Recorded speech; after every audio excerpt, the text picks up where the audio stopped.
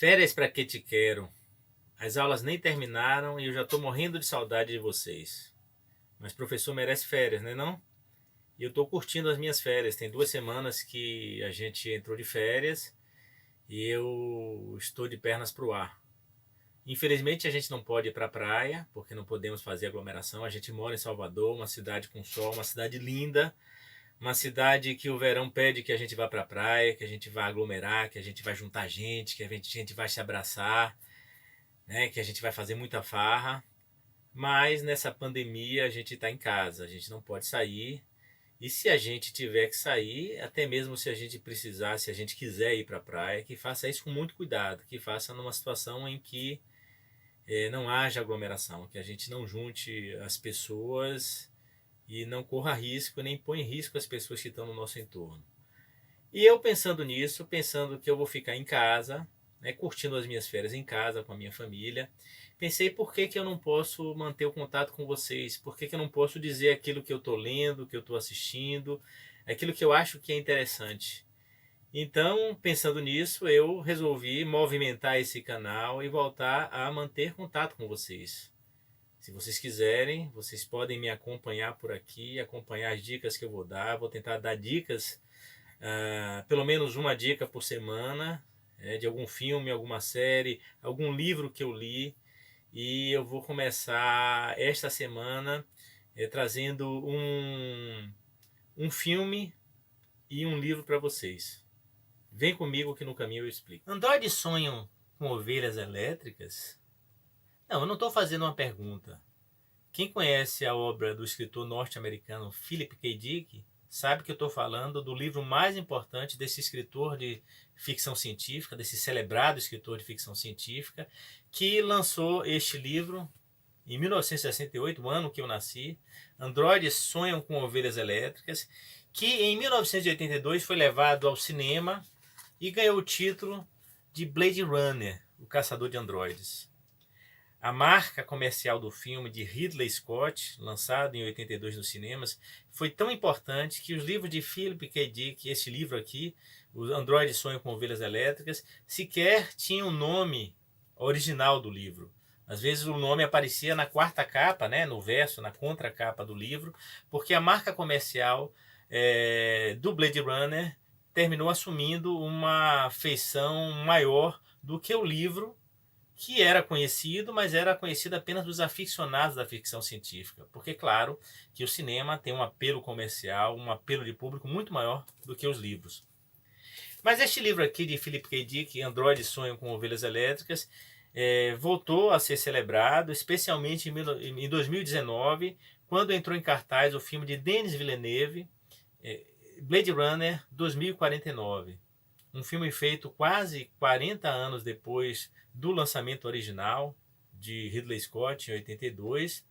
É um filme que se passa 30 anos depois do original. O filme Blade Runner 2049 foi lançado em 2019 porque o Blade Runner original, inspirado no livro Androides Sonham com Ovelhas Elétricas de Philip K. Dick, se passa no ano de 2019. Então vejam, não se confundam. O livro foi lançado em 68 e projeta um mundo futurista que se situa em 2019. Esse mundo passou por uma guerra mundial terminus, e está devastado por essa guerra, né? Então a história do livro ela se concentra nesse espaço-tempo que é um mundo pós-cataclismo atômico, cataclismo nuclear.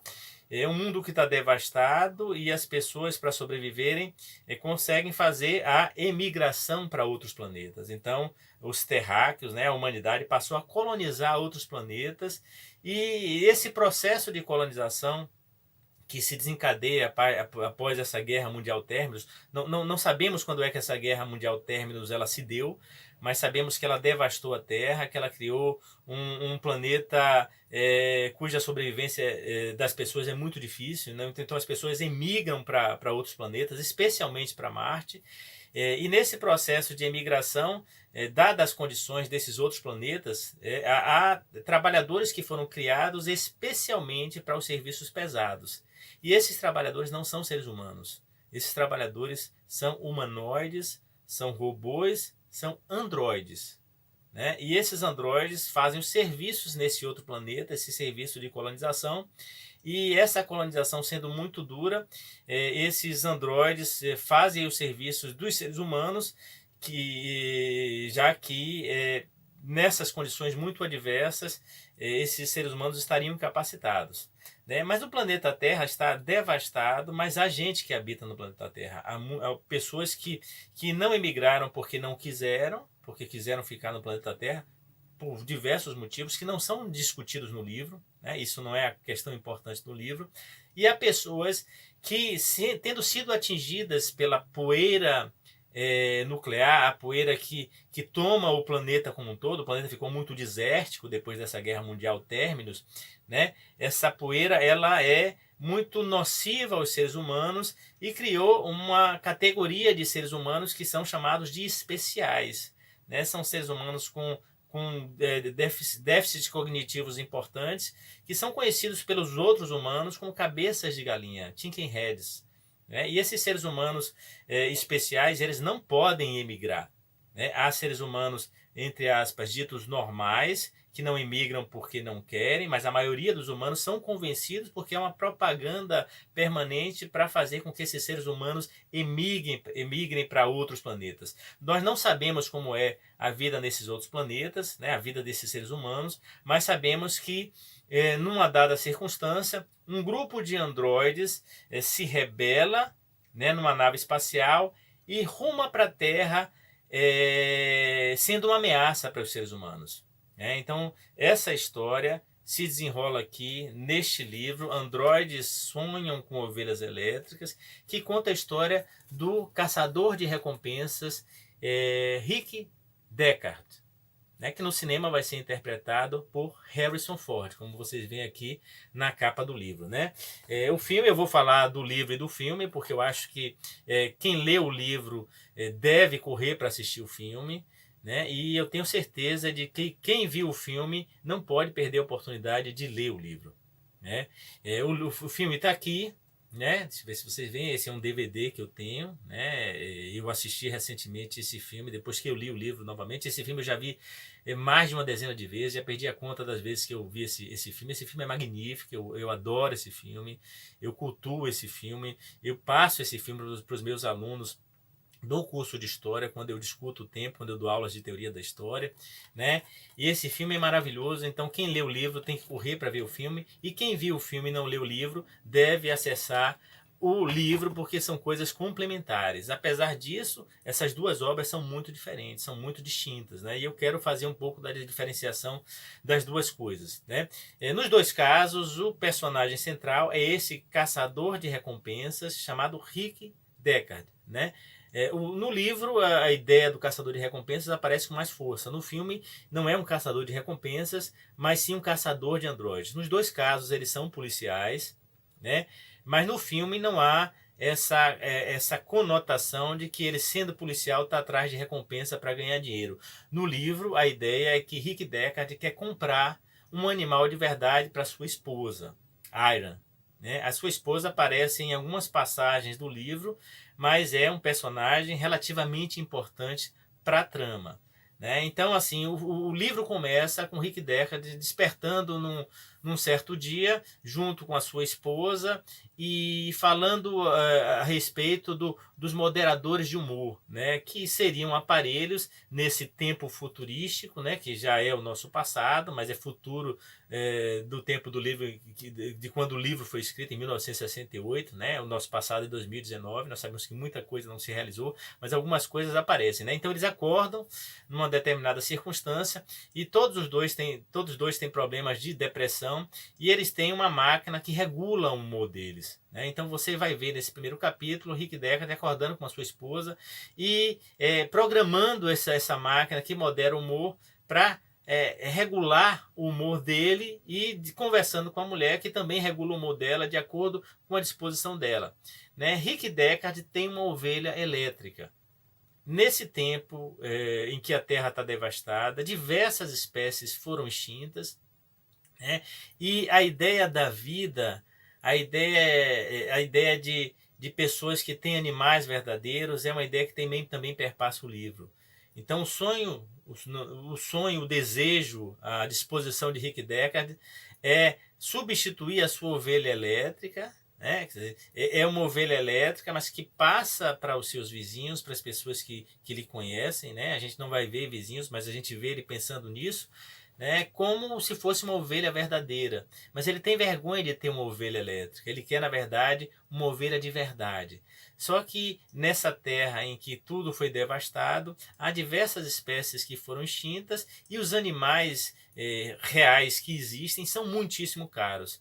Então Rick Deckard, que é um policial, como é também no filme, ele aceita a tarefa de suprimir, de aposentar, né, 6 androides que tomaram uma nave em rebelião e partiram à Terra, estão misturados com os humanos. Vejam bem, esses androides são tão perfeitos, tão parecidos com seres humanos, que eles podem conviver com seres humanos sem que os humanos percebam que eles são androides. Então eles são seres absolutamente perfeitos. Então o departamento de polícia que Rick Deckard trabalha tem uma máquina que se desenvolveu a partir de várias outras máquinas, né? Essa máquina é muito aperfeiçoada, é uma máquina que chama Void Camp, né? E essa máquina ela detecta o Android a partir de um teste que é o teste de empatia. Vejam bem, essa ideia que está no livro não aparece no filme, essa ideia da empatia. Mas a máquina aparece no filme porque o Rick Deckard precisa testar aquelas pessoas que ele supõe que sejam androides para verificar se as respostas delas, no caso do livro, em relação à empatia, no caso do filme, o termo empatia não aparece com tanta importância, mas você vê que a reação das pessoas que são testadas, né, ou dos androides, no caso, é uma reação diferente dos seres humanos. Mas eu vou me centrar aqui no livro para depois voltar para o filme. Então a ideia do livro é que, através dessa máquina, você verifica uma coisa que é relativa ao ser humano, que é a empatia, a capacidade de se pôr no lugar do outro. E não pense aqui que a empatia aparece com um sentido relacionado apenas à humanidade. A empatia, neste caso aqui, de Rick Deckard e do livro todo, é uma empatia que se relaciona a todos os seres vivos.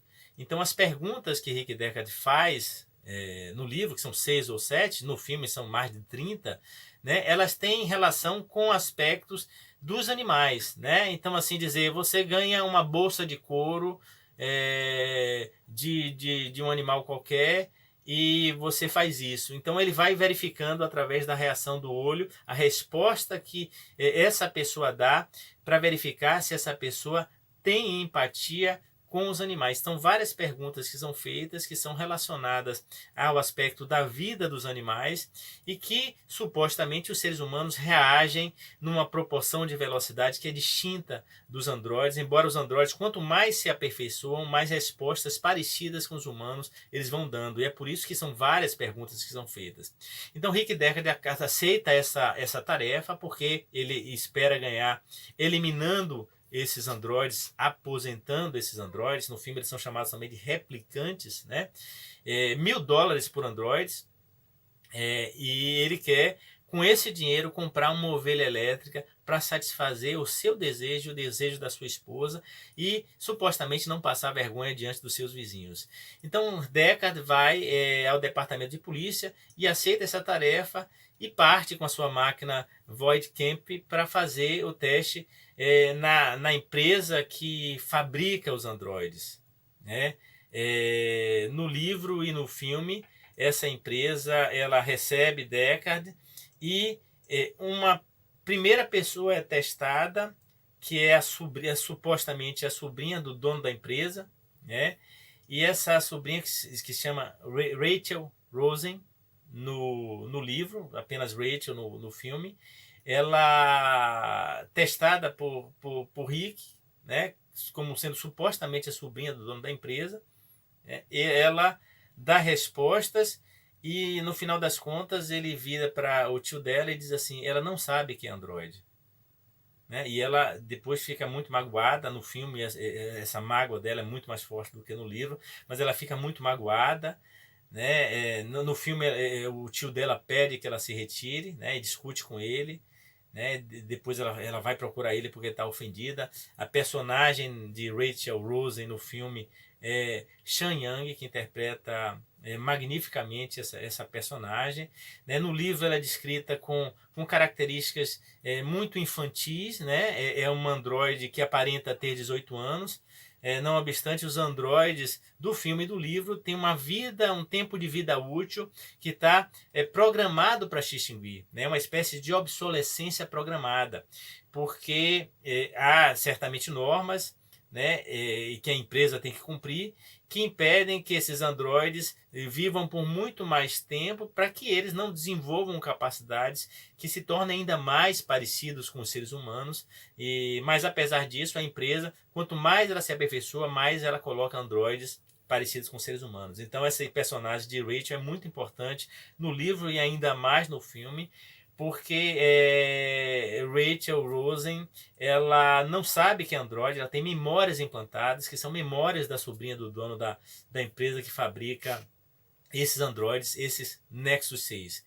Então, o Rick Deckard, depois dessa primeira testagem, ele vai atrás desses androides. No livro, esses androides são 6, no filme, esses androides são 4, né? E a tarefa dele é justamente eliminar, aposentar esses androides. E no curso dessa epopeia, né? Dessa dessa trajetória de Rick Deckard para enfrentar os androides, a gente vai descobrindo no livro algumas questões filosóficas muito importantes em relação à empatia, em relação ao tempo de vida, em relação à fugacidade da nossa existência, né? A certa altura, o próprio Rick tem dúvidas sobre se ele é androide, quando ele é desafiado em diversos pontos do livro. As pessoas perguntam a ele se ele já testou em si mesmo, se ele é ou não androide, né? No momento ele encontra um outro policial que ajuda ele a eliminar androides que estavam num departamento de polícia, outro, né, o Garland, né, que é um chefe de polícia, para onde o Rick Deckard é levado depois que ele encontra uma androide, a Luba Luft. E a Luba Luft é uma cantora de ópera, né? Ela está vivendo como os seres humanos ali, ela está misturada, né? E Rick Deckard, como gosta de ópera, como gosta de música clássica, ele se encanta com Luba Luft, né? E ele, quando vai aplicar esse teste nela, ela chama a polícia e ele é levado para um departamento de polícia que ele sequer conhece, que ele sequer sabia da existência. E chegando lá, ele é inquirido, ele é indagado, né? Depois ele descobre que esse departamento de polícia é comandado por um androide, né? Mas tem humanos que trabalham ali também. Então, esse humano, um dos humanos que trabalham, que é também um chefe de polícia, ajuda ele a eliminar. E esse chefe de polícia, Deckard, desconfia que é um androide, depois faz o teste nele e verifica que ele não é um androide. E ele ajuda a eliminar os androides. Então, essa dúvida sobre o que é ser humano, o que é ser androide, é uma dúvida que atravessa o livro e que faz com que você, o leitor, fique se perguntando o que é que nos torna humanos. Essa perspectiva da empatia é uma perspectiva que está presente no livro, mas é uma perspectiva que, mesmo sendo, entre aspas, natural do ser humano, é uma perspectiva que vai sendo deixada de lado, quando às vezes alguns androides desenvolvem características que aparentemente são mais empáticas do que até mesmo os seres humanos, empáticas entre eles mesmos, empáticas com seus companheiros, né? Os Nexus 6 desenvolvem relações, inclusive de amor, né, contraem relações de casamento, né, existe parceria entre eles e curiosamente esses androides eles encontram, né, no livro e no filme um personagem que é um especial, né, no livro J.R., né, J.R. Isidore, e no filme é J.F. Sebastian. No livro, ele é um chicken head, né? Um cabeça de galinha, né? Uma pessoa com deficiência intelectual que se apaixona por uma androide que vai morar no prédio dele, né? Que ele não sabe inicialmente que é androide, depois ele vai descobrir.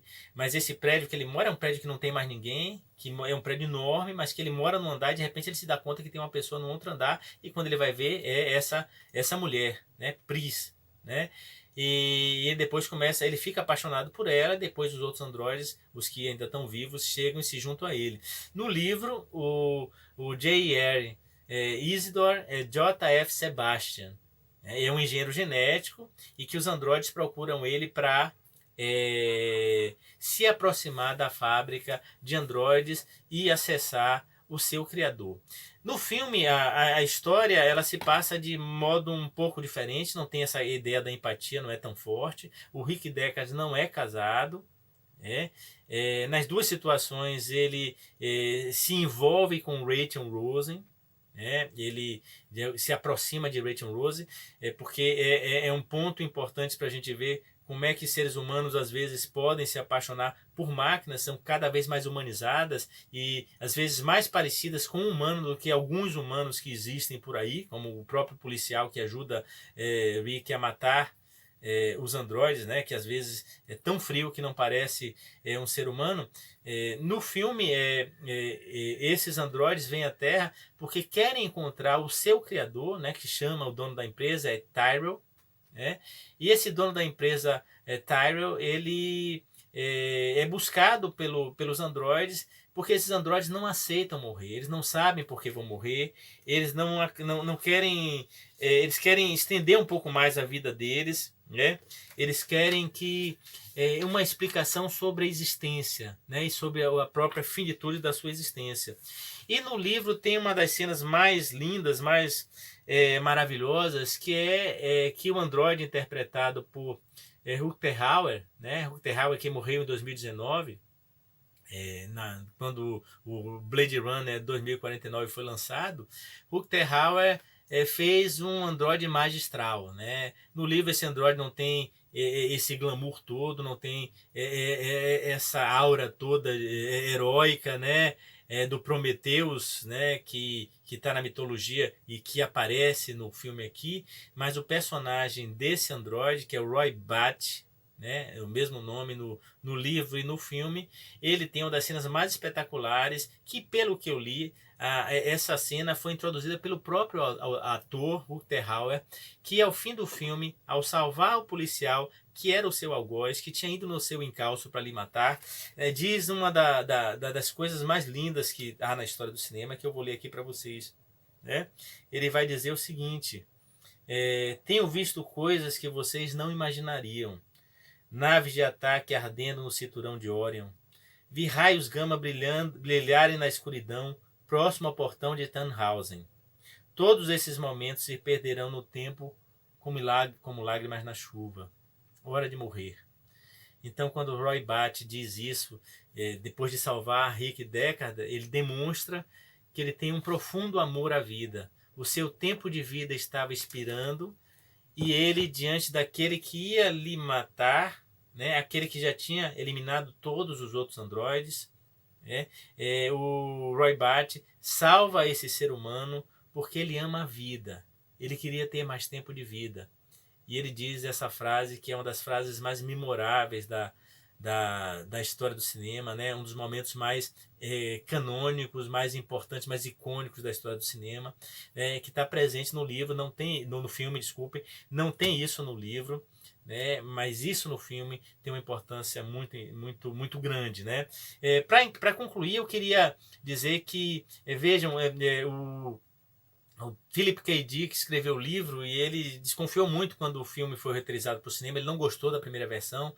Depois ele se encantou com a segunda versão do roteiro, e viu pedaços do filme e estava muito empolgado com o filme que ia chegar ao cinema. Mas Philip K. Dick morreu em 1982, 3 meses antes do filme estrear no cinema.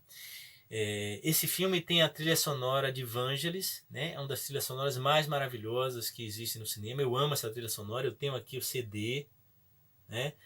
Essa trilha sonora tem músicas lindíssimas, tem músicas que são profundas. Essas músicas envolvem todo o filme, criam uma aura assim, de mistério, futurística, uma atmosfera noir que há no filme, que quem acompanha o cinema, quem gosta de filme noir, vai perceber a ideia da mulher misteriosa, do detetive meio canastrão, que é o chefe do Rick Deckard, do detetive e do policial que é herói. Essa é uma característica dos filmes noir, está muito presente em Blade Runner. Então eu acho que é uma boa pedida para as férias, para quem está em casa, que é assistir o filme Blade Runner, que vocês podem encontrar em algumas plataformas de streaming, e ler o livro de Philip K. Dick, Androides Sonham com Ovelhas Elétricas, né? E, obviamente, se vocês também conseguirem acessar, e hoje é tão fácil de fazer isso, vocês acessam a trilha sonora de Vangelis, de Blade Runner, que é uma pedida interessantíssima para essas férias, e vocês vão ficar, ó, muito espertos, muito mais capazes, com uma cultura muito mais vasta, para poder, quando a gente voltar às aulas, vocês terem muita coisa para contar, ok? Então vamos aí assistir o filme, ler o livro e ouvir a trilha sonora de Vangelis. Até a próxima semana, que a gente vai discutir uma outra coisa, mas eu espero que vocês consigam ver, ler e ouvir essa obra magnífica. Um abraço.